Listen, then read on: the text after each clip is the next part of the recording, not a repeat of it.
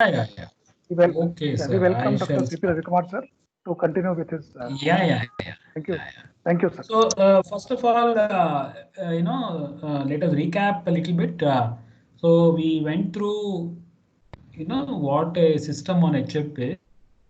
A system on a chip has a number of IP cores, memories, CPUs. Nowadays, there is also sensors, A to D converters, D to A converters, etc. A lot of peripherals. Okay, so there is a lot of stuff on the, and I told you that design is one part. Okay, so SOC design is what you get to learn in the college, right?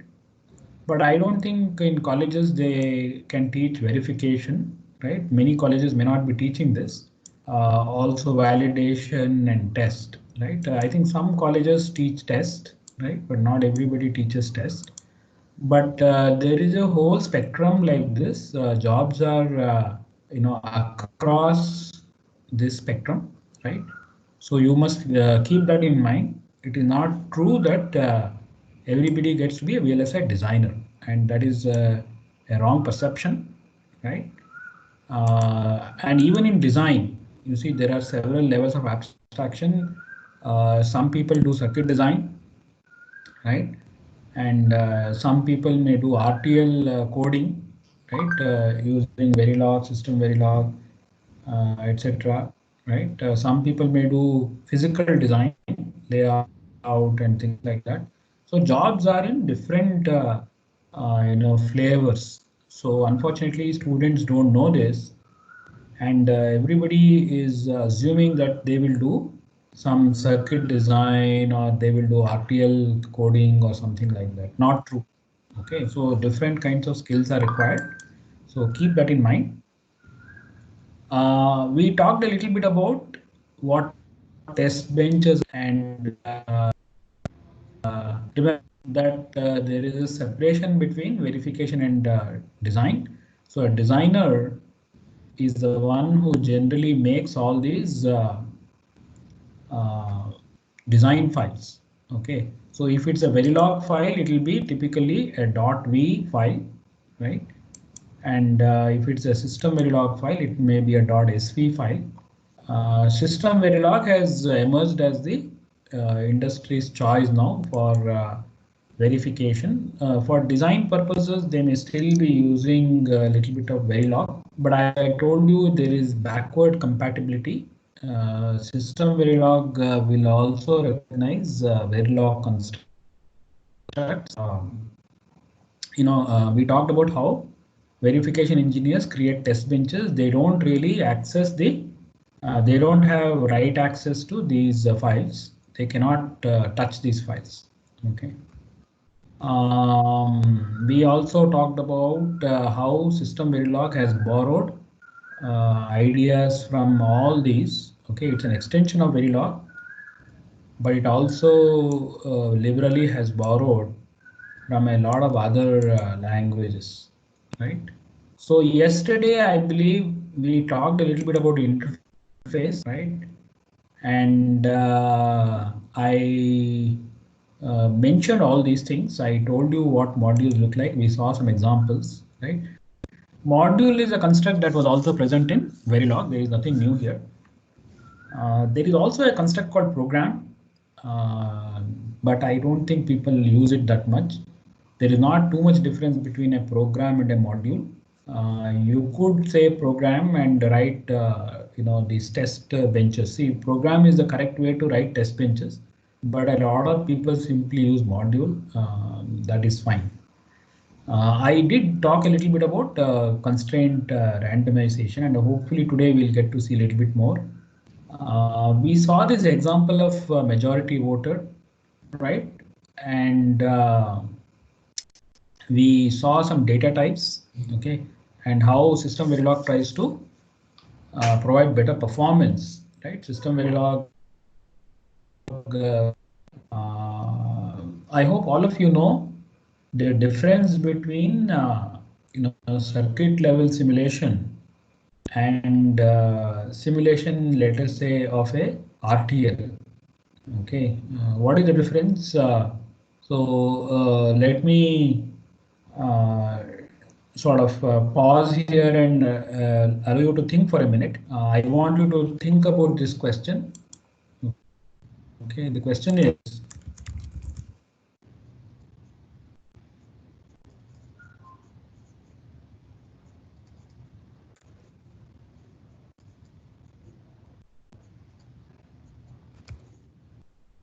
okay, so this is a question.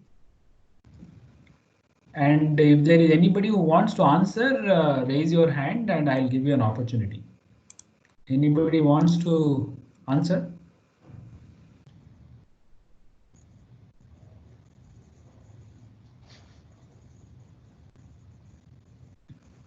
Aishwarya Rao is from Bangalore. Balu is from Tirupati. Very good.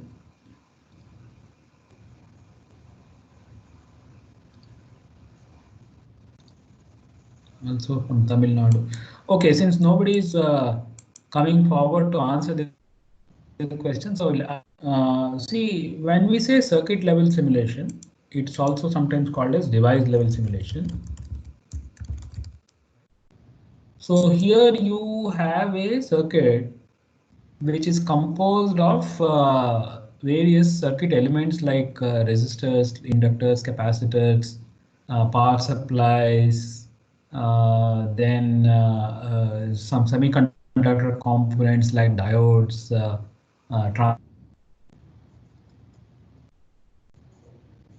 so these elements, right?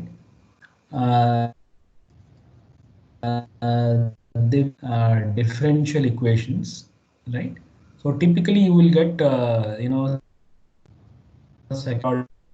try to, write down all the node equations, right? You may have done this as part of your network quality is bad. I hope I'm audible. Yes, Okay. sir. Okay. So these are, remember, in your,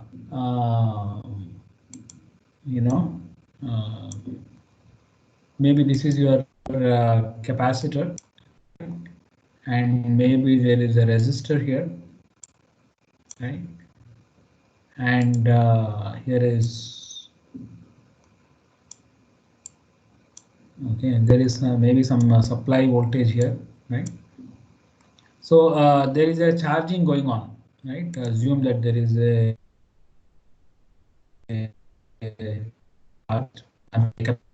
capacitor. So you will have to write down using Kirchhoff's either current law or voltage law. Voltage law is the one which is normally used. So in a bigger network, there will be a lot of these. There will be a lot of resistors and capacitors. And for devices also, there will be models. Okay, if you have a transistor, the transistor is also usually modeled as a bunch of resistors and then current controlled voltage sources or voltage controlled current sources and so on. So you can then write down a whole lot of equations, right? And you may have, in a modern day circuit, unfortunately, there will be a lot of transistors, isn't it? So there is no way we can write down differential equations and solve. Okay, that would be the right thing to do, but we can't afford to do so, right? So this is very slow. So this device level simulation is very slow but very accurate, right? It allows a circuit that you cannot otherwise get from RTL simulation, right? So you will know exactly the wave shape of the waveform, whether there is ringing, all that is simulated when you do a device level simulation. But you will not be able to do that. The models are much more cruder when we do RTL simulation, right? So some people invented what is called as instead of device level simulation, we could do what is called as switch level simulation. where the transistors are replaced with switches, right? Yeah, all of you know that in digital circuits, you can pretend that these MOS transistors are switches. They turn on or off. They can be treated as a open circuit or a short circuit depending upon the gate voltage. So that is a next level approximation, right? But even that may be sometimes very difficult, right? So people resort to even simpler models, right? So that is how all these Verilog and all these have RTL, all these things evolved, right? So what we are writing are actually models. See, this is a model. So this is how this behavior of this majority 5 voter is. If you go inside and actually build it with gates, right? There are a lot of NAND gates or NOR gates or some other gates inside, right? And if you expand them further, there are a lot of transistors there, right? But we just don't worry about that. We try to look at it as a sort of a computational element which behaves in a certain way. Okay, so this is what is called as a behavioral model, right? So device level models are very accurate, but very slow in simulation, right? It will require some illusion of differentiations, and that would mean using various numerical techniques, right?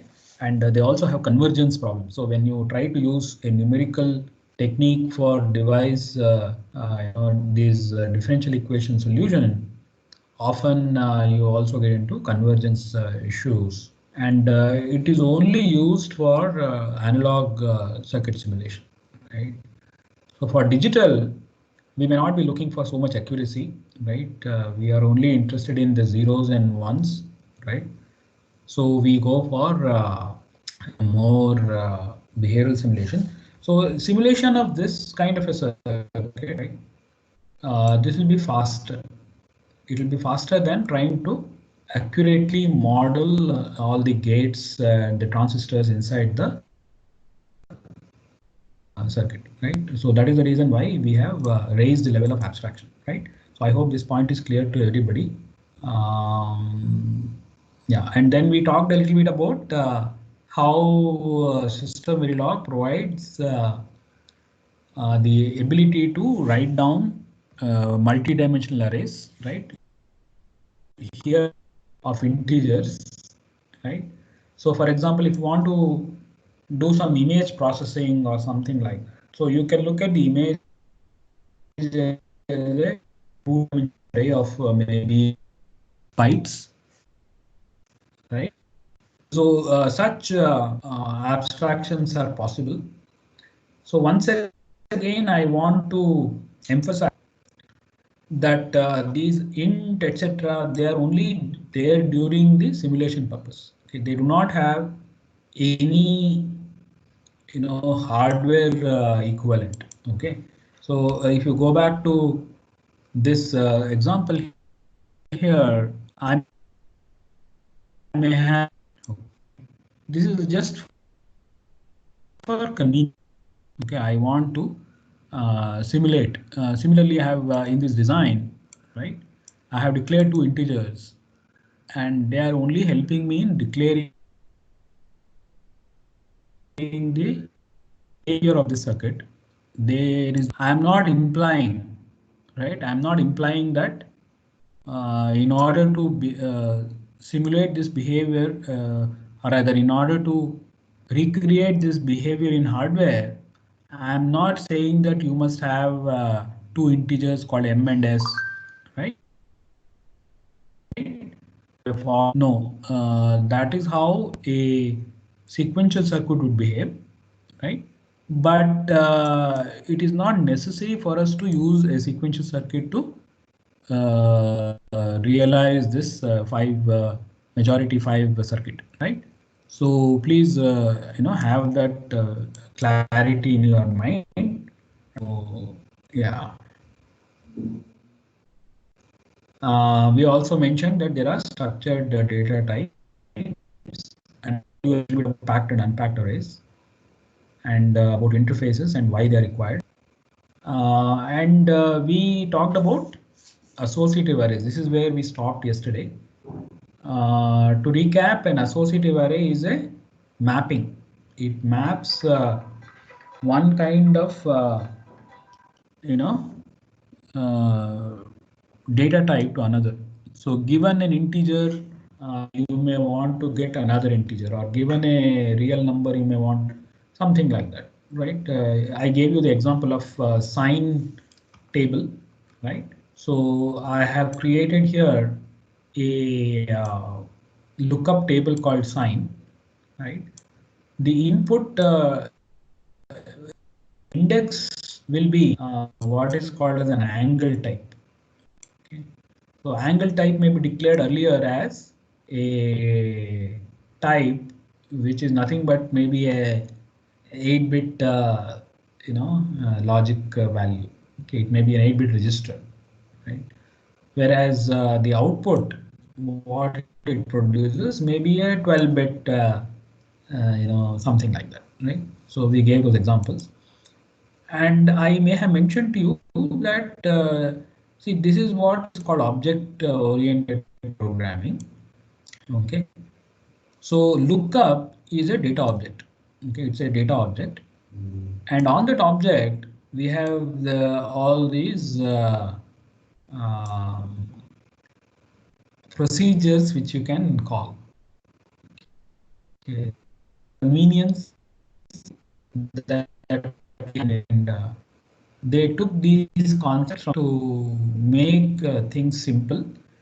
If we did not have this, right, then it will have to be a procedural oriented, we'll have to have a task, or we'll have to have a function called next. Okay, and we have to pass lookup as a parameter to that particular function, right? This is a lot more readable, right? It also protects you from unforeseen errors that you may be causing. Okay. See, lookup is a data type of this form. So the compiler or the simulator now knows what lookup is, right? So it knows it's an associative array. So as a result, it will not permit all kinds of operations other than this first, next, etc., etc. Okay. Whereas if we had done a procedural kind of coding, then errors can occur, right? I may pass incorrect parameters. You may have done that in C programming, right? There may be a function which is expecting a integer, but by chance you are sending it some other data type, right? So to some extent, that kind of a problem will go if you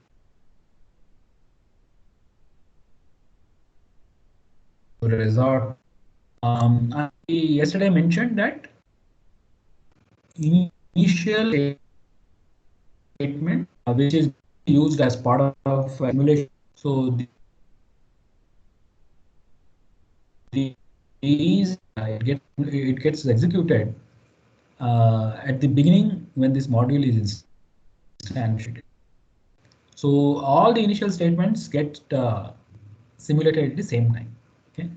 So in this, I told you earlier, device level simulation.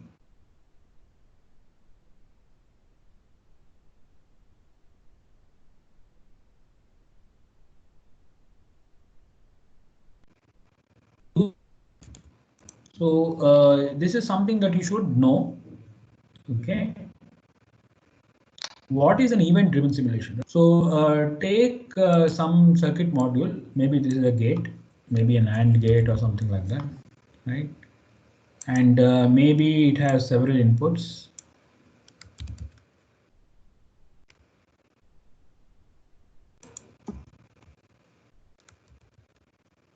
And maybe it has some output. And maybe I'm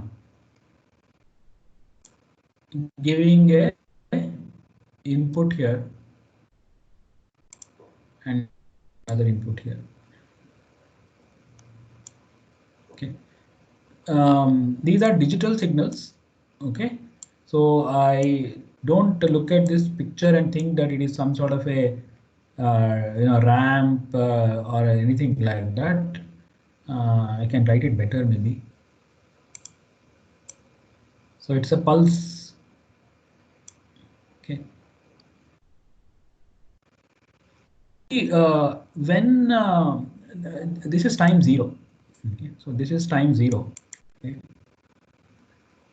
Between time 0 and this time here, let us say this may be time 5 or something like that. So time is divided into deltas, right? And that delta you can decide, right? That time scale is your choice. You can assume that it is second or 5. It is up to you. Okay. So let us pretend that this is some time period, maybe 5 nanoseconds or something like that, right? See, nothing happened, right? The input was 0 at the input of the NAND gate. This let us call this A. We call this B, right?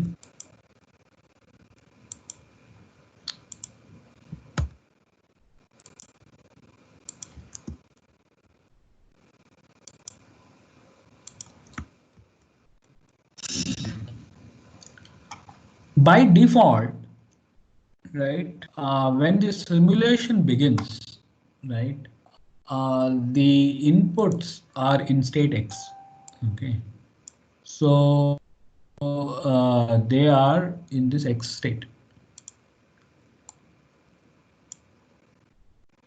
Okay, we don't know what that input is.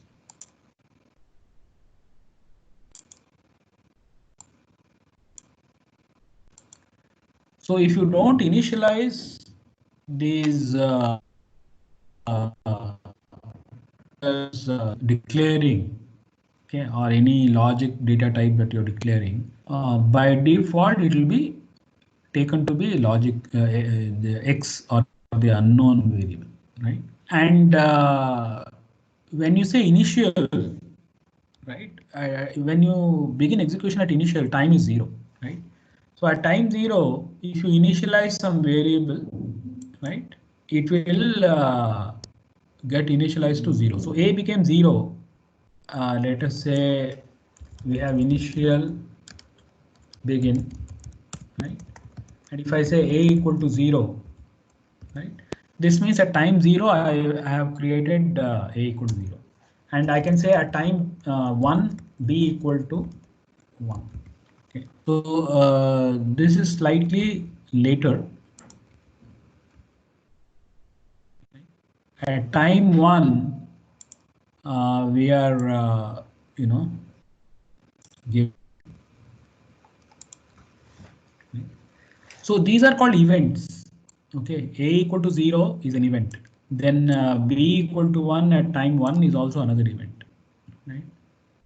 Now the behavior of NAND gate is known, right? If you see the library description of the NAND gate, somewhere it will be written that C is the NAND of A and B, and the simulator understands what NAND gates look like. What do they do? They have a lookup table, and it will use when this event occurs, A equal to 0, it will simulate the NAND gate, and it will understand that the inputs are 0 and X. Okay, at time equal to 0, A is 0, but B is still X. But the NAND gates will produce a 1 here. Okay. But at what time will it produce? That depends on whether there is a delay in this NAND gate. Suppose the NAND gate itself has a delay of 1 nanosecond, then there will be an event here, right? Okay, you don't have to write that. The simulator knows that C will become equal to 1 at the end of 1 nanosecond, right? So it will schedule that event.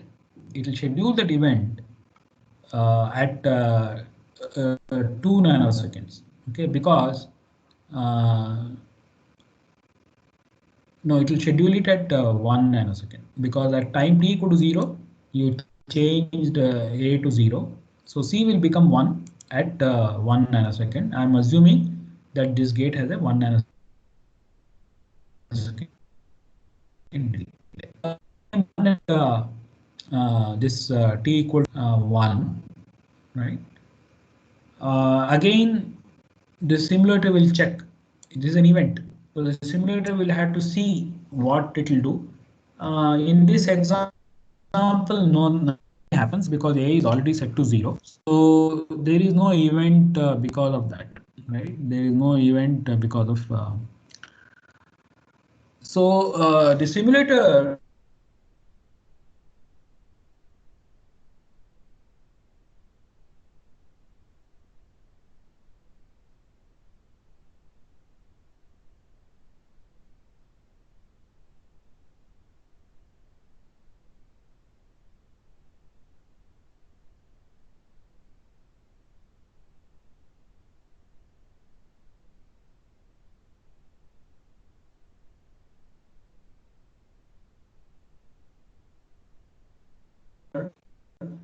written pound equal to. This means after another 2 nanoseconds. It doesn't mean exactly at 2 nanoseconds. It means after a delay of 2 nanoseconds. That means we have given a delay of 2 nanoseconds between this event and this event. Okay.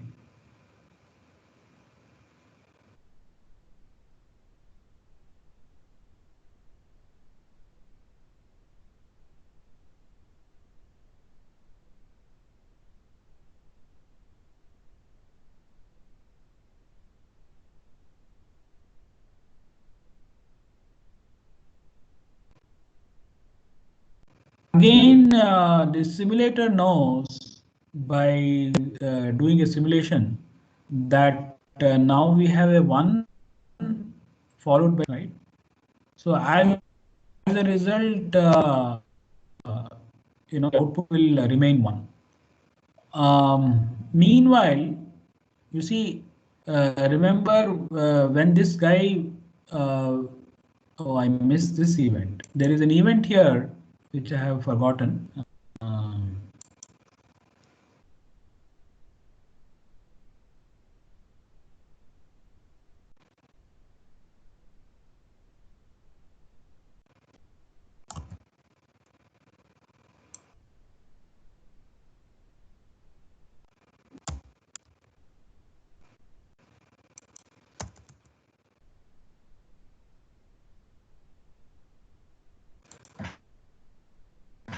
Um, yeah, initially all of them were X.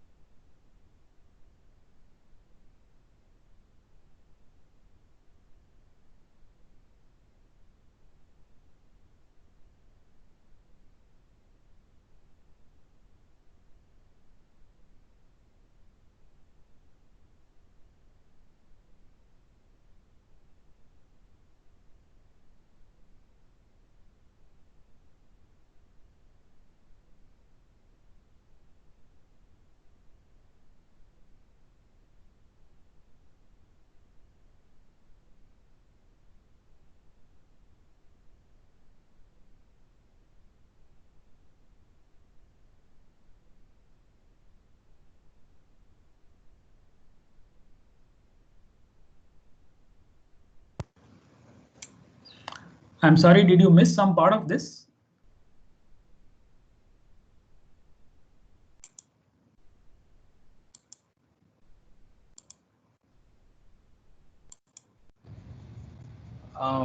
Yes, sir. Actually, you were not audible for last probably 2 minutes. Oh, okay. So I'm sorry. Let me. Am I audible now? No problem, right? Yes, sir. Now you are audible. Yeah. So these are the events that I'm talking about. At t equal to 0, right? We assume that all the values are x. Even c will also be x. Okay, c will also be x.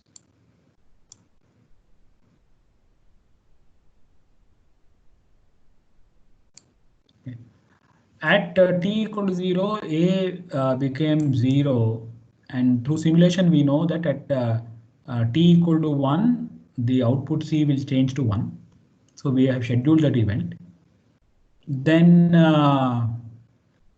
at t equal to b is also changing to 1, but that does not result in any event because the NAND gate, right? Then looks like after 1 nanosecond, A is becoming 1 again. That is here. Okay. This simulation will result in an event. AND gate is also 1 nanosecond, which says 1 unit of time will be a, right? And then let us say 2 nanoseconds later, between here and here, there are 2 nanoseconds, right? Between this and this. There'll be a B is changing back to 0. So 1 unit of time later, again, there'll be a change in C. So you see the event-driven simulation was able to successfully simulate this thing called as a glitch. So this is a glitch. Okay. So this is a property of our gates. We cannot avoid this, right? So any gate which has a delay, right, will have that, and event-driven simulators are able to capture those delays. Okay, so most of the time event-driven simulators do give the correct value. So we are trying to approximate the instead of trying to solve differential equations, we are trying to use a technique which will give us. Okay, we are not going to get anything else. We are not going to get any overshoots, undershoots, those kind of things we are not going to get out of this, right? But yeah, and see, even in your numerical simulation of the device, when you try to solve differential equations, all need to discretize time. So there will be some little bit of loss of accuracy there also, but it is fairly accurate. But event-driven simulation is not as accurate, but will do, right? I hope this point is clear. Right? I think yesterday I was trying to explain what this how System Verilog handled what are called as this sensitivity list. In Verilog, you should provide the list of variables to which a particular this always block is sensitive, right? And if you don't say anything, it is sort of assumed that it is a forever loop. Okay. Little bit difference between System Verilog and even if you miss out something. See, suppose you have, but here you are doing at x. So it understands that x is also something that is that you are handling here. So it will automatically imply x also as part of the sensitivity list. Okay. Such things are not present in Verilog. Okay, so that is a difference. So today we'll look at one more data type, which is a very simple list data type.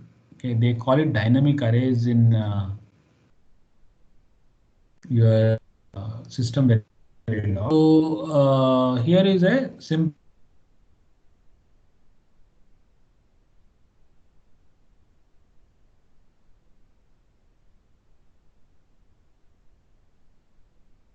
example, logic value. So yesterday I may have told you logic means a two level bit which has only two states, 0 and 1, right?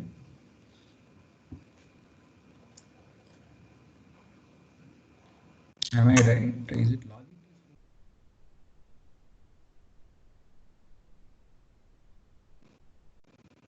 My logic has four states. Okay, logic has 0, 1, x and so logic has all four states. So there is a four state. So there are 11 bits. Each of those can take either 0 or 1 or x or z. That is what it means. Right? And I have declared a module called dynamic array. The name itself is dynamic array. And this is how you declare an empty list. So when we see this, it knows that there is a list which is empty. It's called V, and its type is test vector. And here is how you have declared a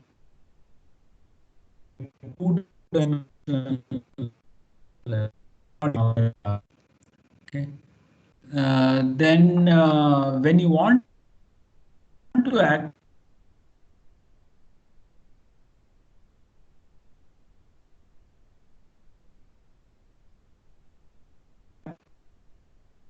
actually, so an object called V was declared here, right? And when you say V equal to new, frankly, a procedure called new was called on this object, and that allocates enough memory. So in this example, 20 multiplied by 11. So each of those may be declared as a byte. Okay. Though bits here are 11 logic values, each of them may require maybe a whole byte because we have to represent 0, 1, x and z, and so 1 byte. So assuming 22 bytes for this multiplied by 20, that is allocation. Then again initializing this value. Okay. So what is the advantage of this dynamic allocation? If we did not do this, it is perfectly all right to say this. Okay, I could have done this.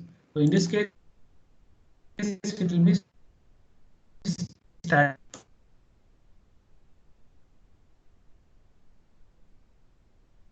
So let me make this.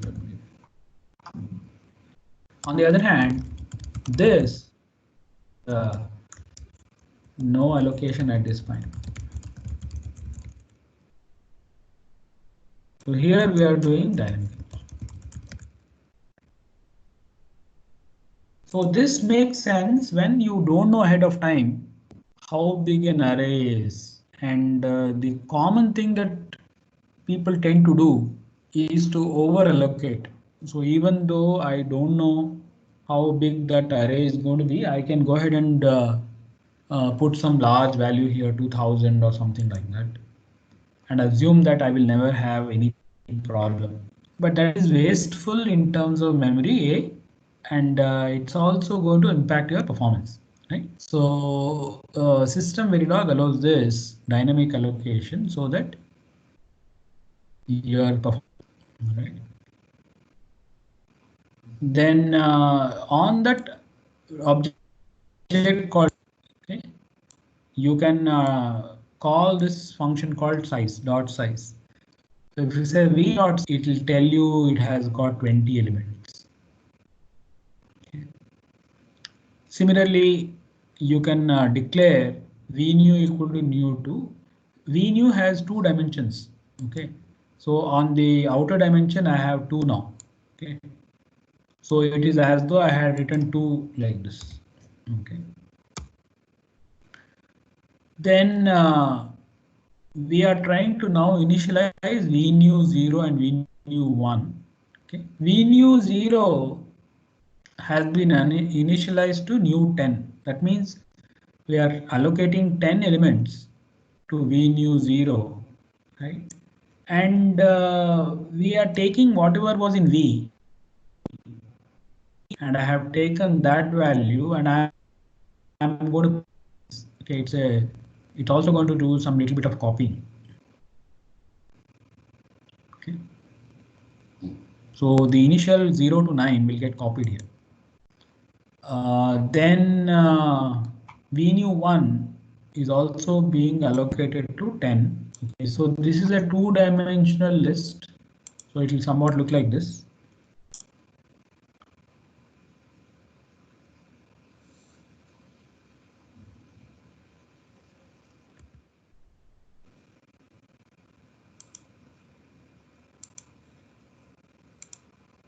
Okay. So here I have got, this is vnew0 and this is vnew1. And in vnew0 I have got okay. So this is inside this. Okay. The same thing is happening here. Okay.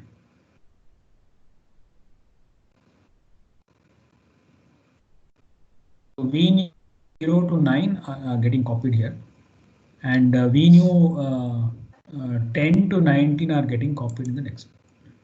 Okay. Then you can go and display all this. Okay. So the advantage of dynamic array, once again, it reduces the storage requirement, right? And therefore also impacts the performance in a better way.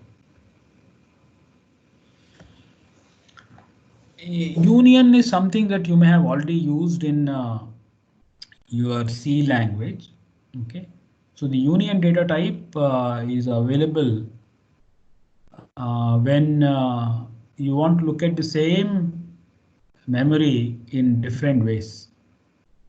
Okay, so here look at this part. So this has a module called union in system Verilog, and I have declared a union here. Okay. So I've declared remember long int, an integer is typically 4 bytes, whereas a long int is 8 bytes. So I have declared something as a long int and it has got 8 bytes, but I also want to look at it byte by byte. So I have given this byte B8 here. So this is a int bytes is a union data type. Okay, it's a variable of type union. Right? Later in this little test program, I have set that value to 100. Okay, and then I'm displaying that entire series of bytes. There are 8 bytes there, and I'm going to declare them, right? And that is actually a task. So display byte is a task. It's like a procedure in C language, right? So you can pass a variable. In this example, I am passing the byte array, and I'm declaring them one by one. So this is a simple example of what is called as a union. You also have something called as an enumerate, right? This may be also familiar to you from maybe C++, and nowadays even C supports this, right? So this is useful when you want to give meaningful names to, let us say, states or instructions and things like that, right? Suppose you are describing the instruction set of a processor. You may actually encode the instructions using some zeros and ones, but it may be more useful and easy to debug if you give it meaningful names. Okay, so the pattern may be 000. Maybe this is add 001, maybe subtract, and so on. So it will be clumsy to check for 000 and then do addition. Okay, I know some students develop this habit, right? It is difficult to debug this kind of code. Okay, so don't ever hard code constants like that in your program, right? If something is 0, see, these are also bad. I mean, in this example, I have put 8 here. I have put 8 here. So frankly speaking, this is not good programming practice. This is not good coding practice. Okay, you must declare a tick define max byte or something like that. Okay, and use max byte here. That is a better way of coding this. Usually all these definitions are made part of a file and the entire team will use it so that we all mean the same value.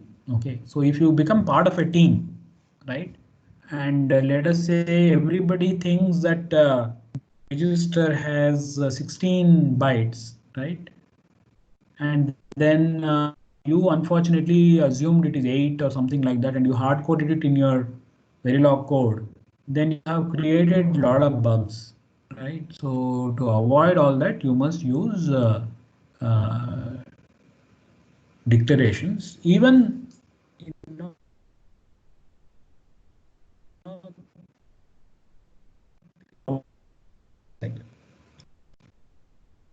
right? D is a terrible name, right? We don't know what D byte is or DB. Okay, it may be easy to type because DB means display byte, but after about a month, when you come back, even you will not know what is going on here. Okay, so even though it takes a little time to type it, go ahead and type it. And today, right? They are pretty smart, and you can, depending on which editor you are using, even simple things like Vim. Okay, so let me see if I can show you Vim.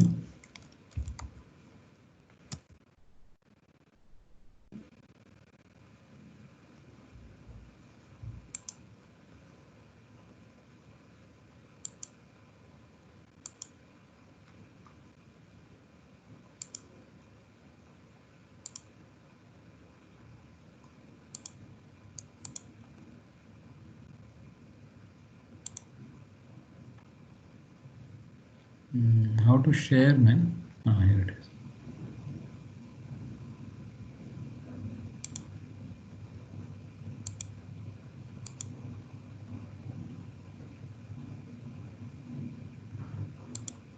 Can you see my Vim screen?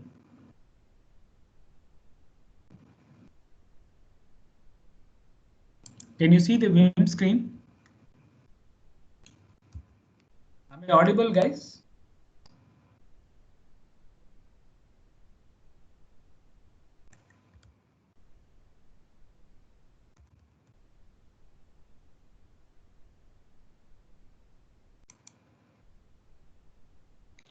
Am I audible?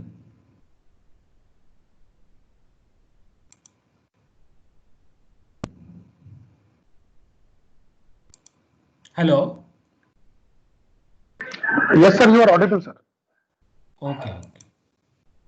So what I was trying to tell you is when you use, I hope you can see what I'm typing here, right? So this is your Vim editor. Okay. Nowadays, you can use this syntax, right? And you can set it to whatever language you are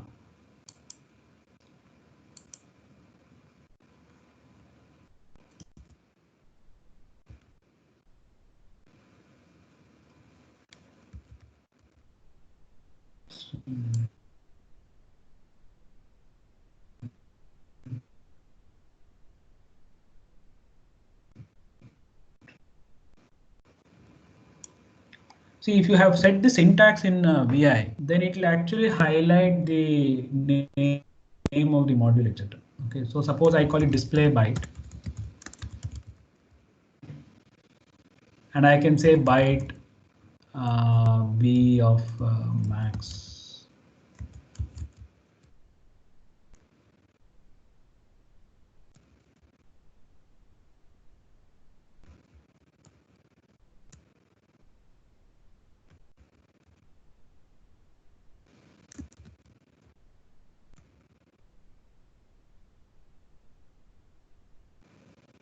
What I wanted to show you was, let us say at some point later, you have a module test something. See, at some point you may say display byte. See, if you say control N, it will automatically complete it for you. You don't have to worry about giving complex names, right?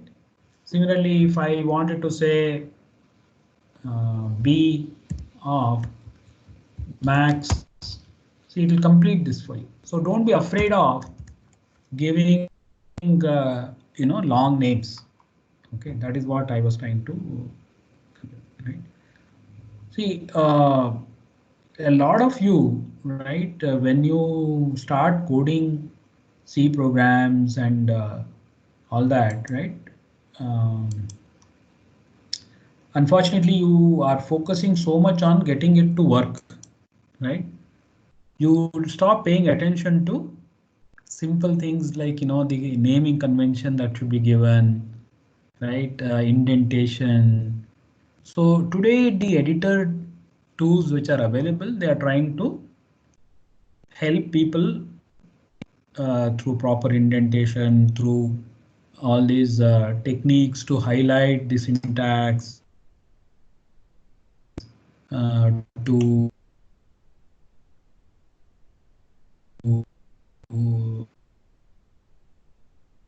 sort of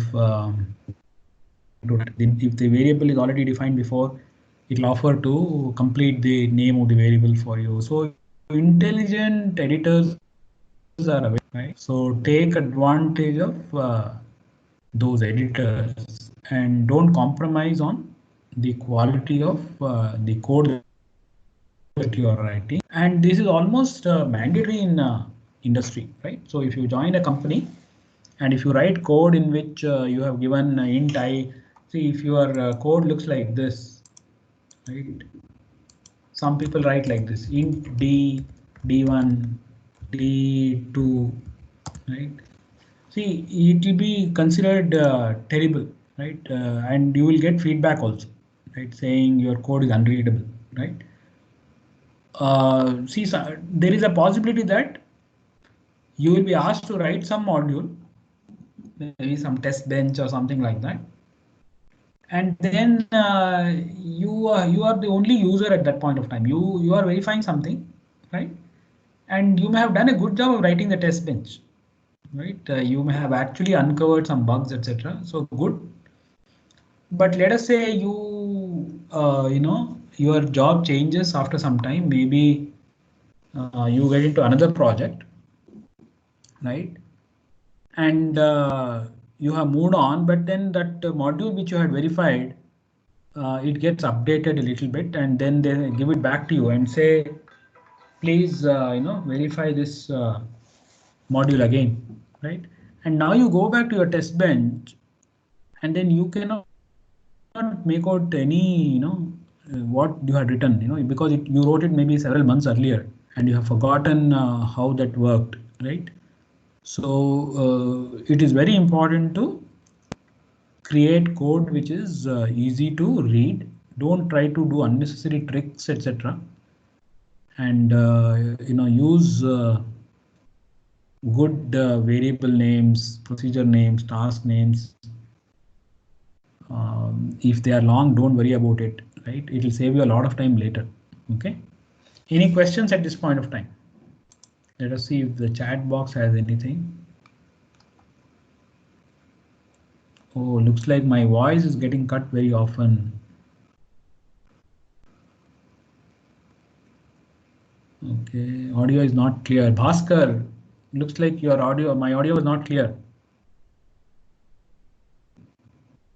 Jyotsna also is complaining that the audio is not good.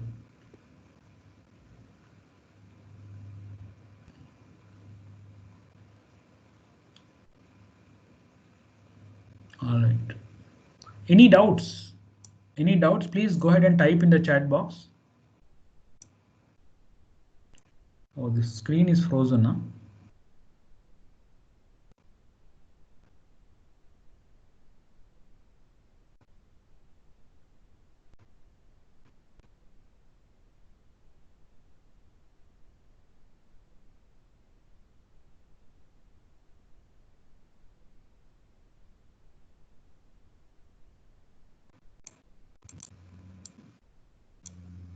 Hello, sir.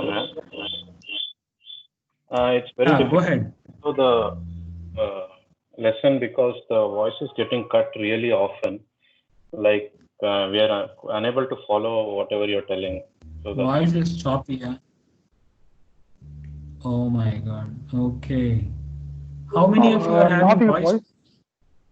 voice is for last 5 minutes. The voice is okay. For 10 minutes, it's good. Maybe earlier it could be slightly. I think for last 10 minutes, it's okay. I am able to hear you, sir, very well. Okay, I'm so sorry, guys. Who else has had a voice problem? Which part should I re-explain? Anything you want me to explain again? sir, as sir suggested, it is like last 10 minutes it was quite clear, but before that it was a little bit difficult to follow. Which part? Which part? Tell me which part. Is it this one? This part was clear, event-driven simulation? Event-driven simulation, like I could follow a little bit, but after that it was a little bit very choppy and we couldn't hear. Oh. And the previous 10 minutes was okay. Like when you started Vim and explaining in Vim about good coding practices, that was okay, but not this dynamic array. Okay, okay. Where are you from? What is your name? I'm Aniruddha, sir. I'm from Bangalore. Okay, okay. Okay.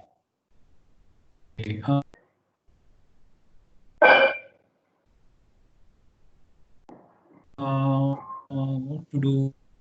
Also, one more thing Let that I us want to assume that was, whenever you put a different window on top of now your current window, it becomes blank. Like the part of the window that is occupied by the different window becomes like blank. So it will be difficult may to I read. request, sir? Sir, may I request the sharing आप desktop के बजाय application का कर सकते हैं, sir. So that only thing is it will be difficult for you to switch between two. If you share the application, then it will be following one application. That is what I was doing actually. I was sharing the GVim. See, now you should be. हाँ, अभी तो now we are. It is still waiting. Nothing is coming, sir. Able to see the GVim screen, right? Yeah, now we are able to see the GVim screen. Now the GVim screen, sir. Sometime afterwards, some like black window will come overlapping this. वो थोड़ा frequent हुआ. No, it's okay. Currently, it's okay, sir. Currently, it's very fine. Now a black window has come, sir. Slightly smaller than the GVim window. Okay. Were you able to see my VI? Yeah, when you were explaining it, we were able to. GVim was okay, sir. GVim were very clear.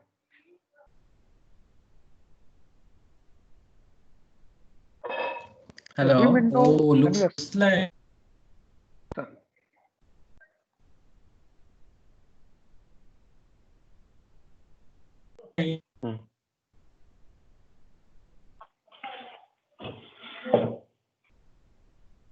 There is what coming to you a little bit later. See, no point.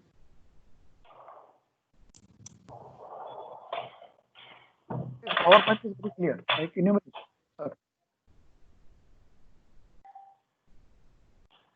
Sir, can I suggest something?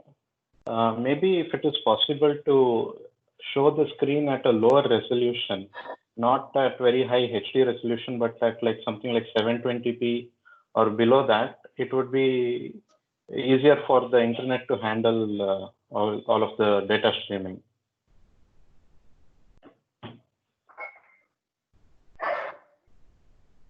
Yeah, go ahead.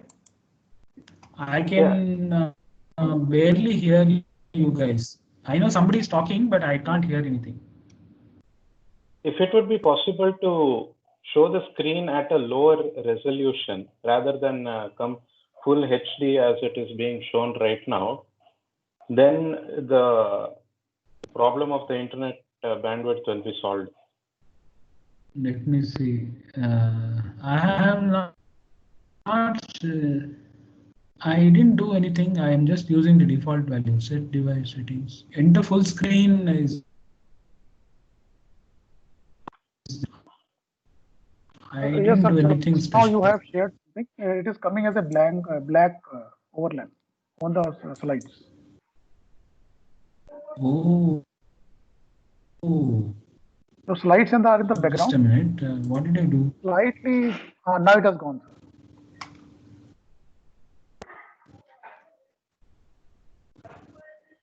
Now only slides are visible. Very well. That module line is highlighted.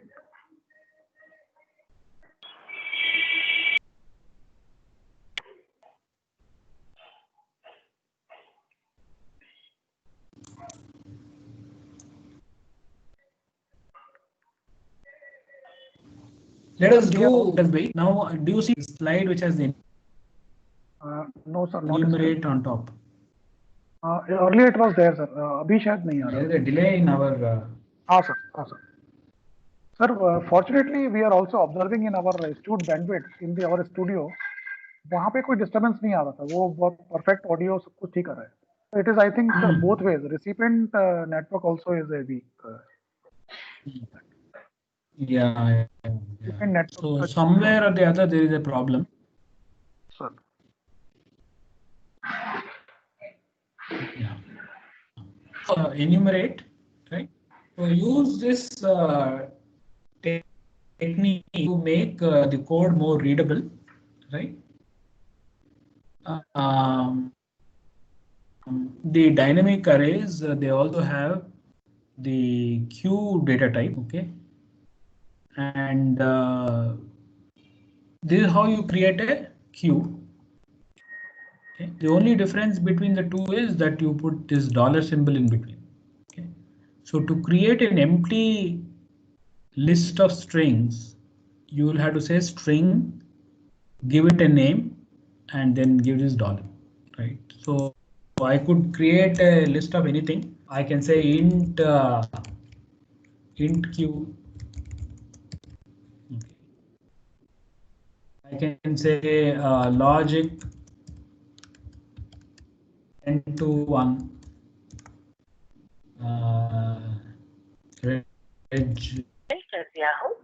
Sir, slides are not visible. Have you shared, sir? Yeah. We are seeing your Teams view only. Like slides are not visible, sir.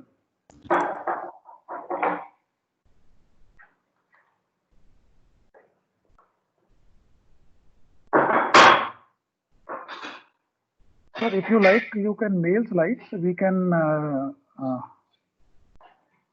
flip the slides for you. And now it has come, sir. Slides are now visible, sir. Queues or lists.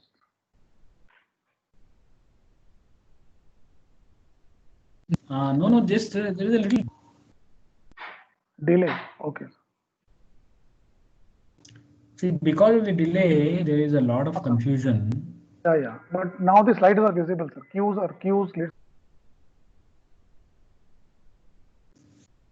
Okay.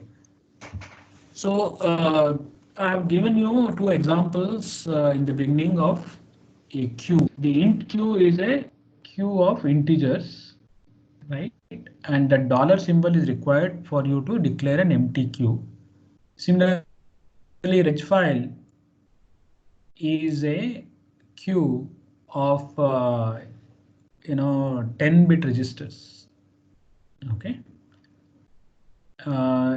Inside, when you want to initialize, you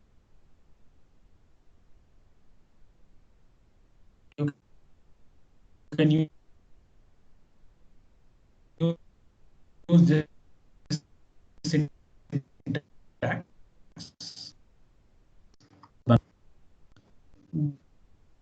Use this as a stack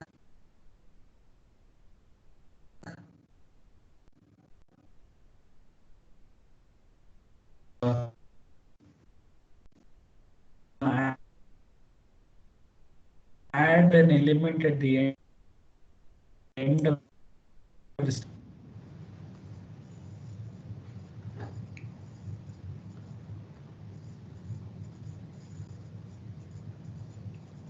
You can also add and you can access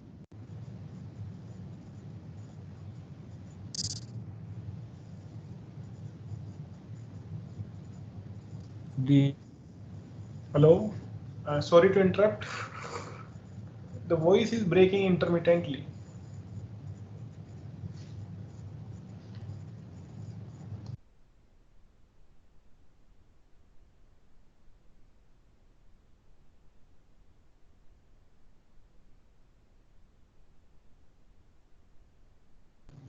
Probably, sir, connection has lost. Will give you just. Okay.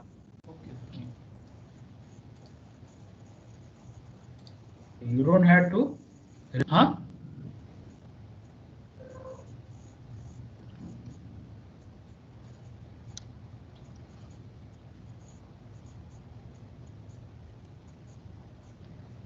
Okay, let us look at a few questions that have come. I think Act Abhishek or somebody is there. He is asking, is it good to learn only Verilog rather than System Verilog? If your job demands, Verilog, it's okay to learn Verilog, but like I said, the industry is adopting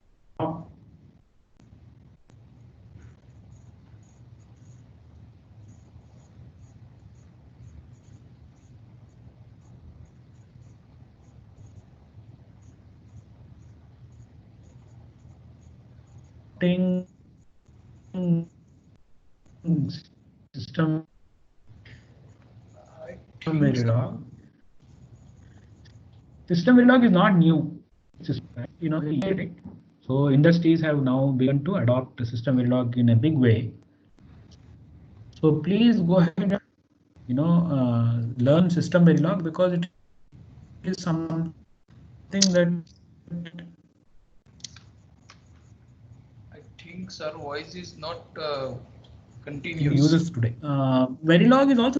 Oh, क्या करें भाई?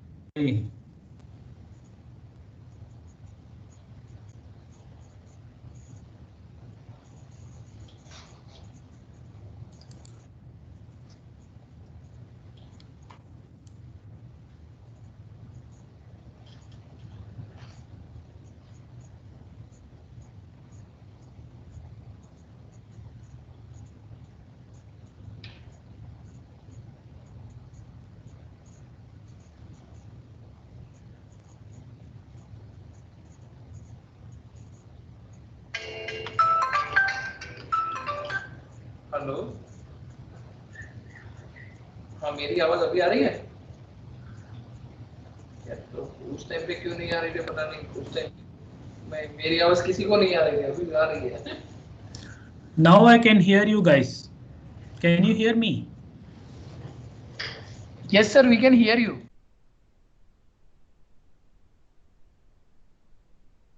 Yeah, can you see the slide?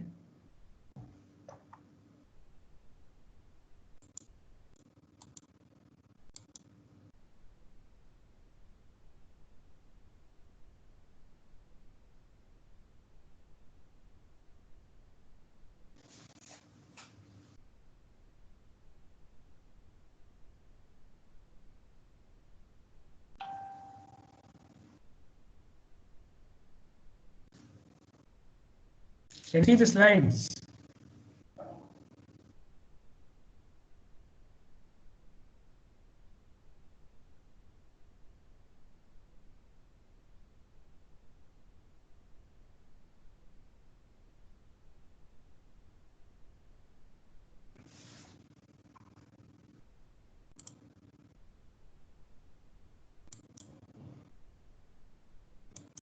Hello.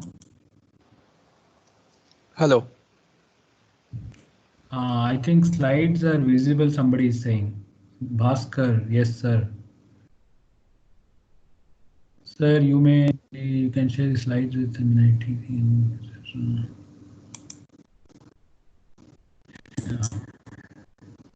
Can we go on?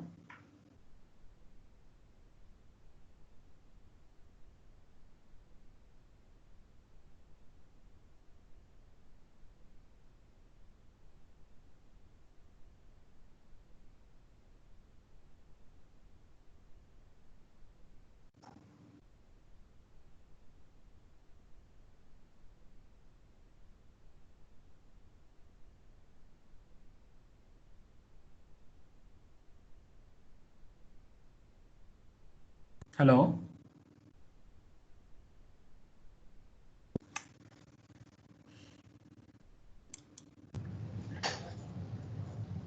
I heard somebody's voice.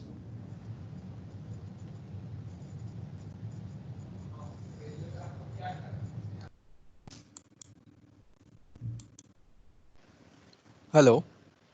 Yeah, can you hear me? Yeah, sir. I can hear you. Just that when you share the slides, the voice gets very broken again. Oh. Yeah. So maybe if you can share the slides with MNIT, so then they will be the ones who will be sharing their. They'll be No, the ones who will uploading it. it is going to make it worse. No, it is going to make it worse because I don't know what they are displaying. There is a delay. There is a delay between what I am trying to show and what you are trying. So the same problem will persist. So it's going to make my life even more difficult.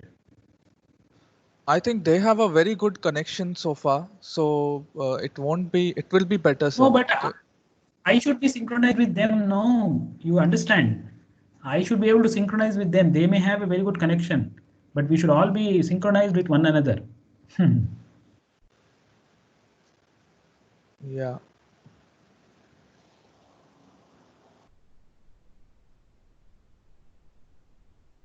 I think covered up to queues today. So here is how you may be interested in using a queue, right? So I have a gate. Right? Yesterday I told you about majority, right? Here is a circuit for 3 input majority, and I want to test it.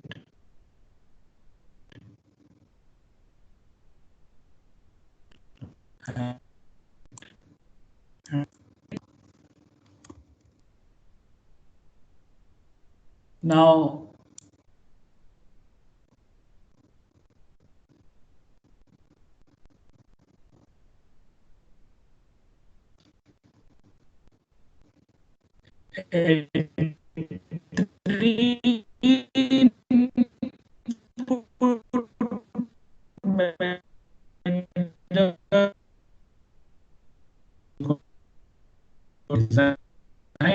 anything like that, but just trying to give you an example. See, we can't possibly, and let us say someone carefully selected a few of them. So what I can do is, right, here is the test bench. Right? I have declared a queue called this small queue. Okay, and each element of that queue is a 3-bit logic. Okay. Similarly, I have something called a MyBus, which is also a 3-bit logic, and a 1-bit logic, and I have instantiated one copy of this circuit called majority. Okay. So majority is hardware module which is described, right? And I have brought one instance of that, and I have so the input to that, okay, input is coming to, and initially I have put these are the only test vectors I want to test. There are 8 possible test cases, but I don't want to test all of them. I only want to test these particular patterns 0, 1, 1, 1, 1, 0, 1, 1, 1, and 0. Okay. I believe that this is sufficient for some reason, that if I test these 3 cases, it is more than enough. Okay. Then I can go ahead and apply these test vectors by doing MyBus equal to Q of J, right? And testing out what the output is provided. Any doubts here? Any doubts? I'm sorry, today the connection is not cooperating with us, right? Any doubts?